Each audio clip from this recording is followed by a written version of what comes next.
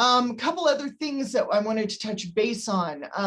When I go into the demo site here, I'm going to talk about the alert feature within PSTrax, because the alert feature is really going to be the backbone of the platform. It's really important to be able to do those checks, right, and get everything and logged and documented. However, we have heard time and time again that people are not, they aren't getting notified in a timely manner if something's broken.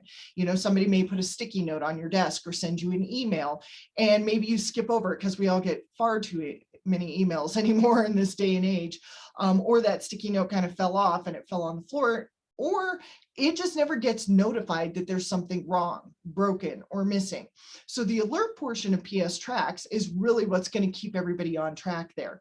So like I said, this is not an app. It's simply an icon that will teach you how to put on whatever device you're using.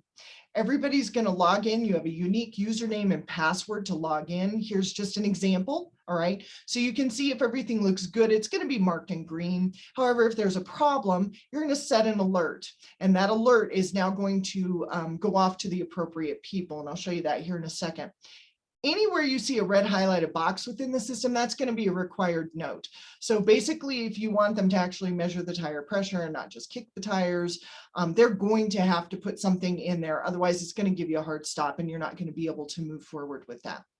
But once they set that alert, it's now going to text or email off to the appropriate person or group of people.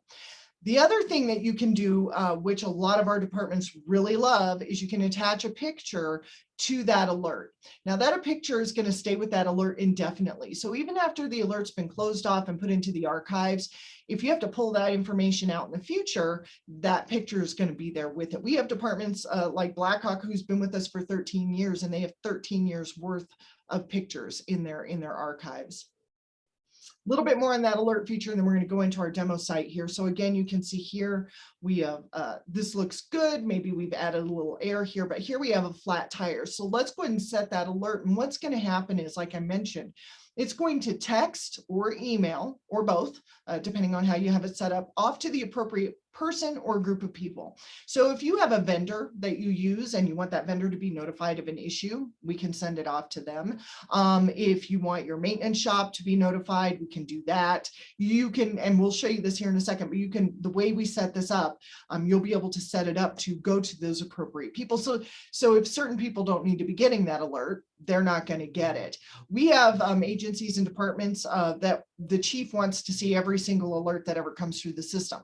This is not something I would recommend personally. However, if that's how you want it set up, then we'll certainly set it up that way for you. We just ask people, you know, really to think about those internal policies and procedures that you follow. And then we'll certainly follow those guidelines as well for you.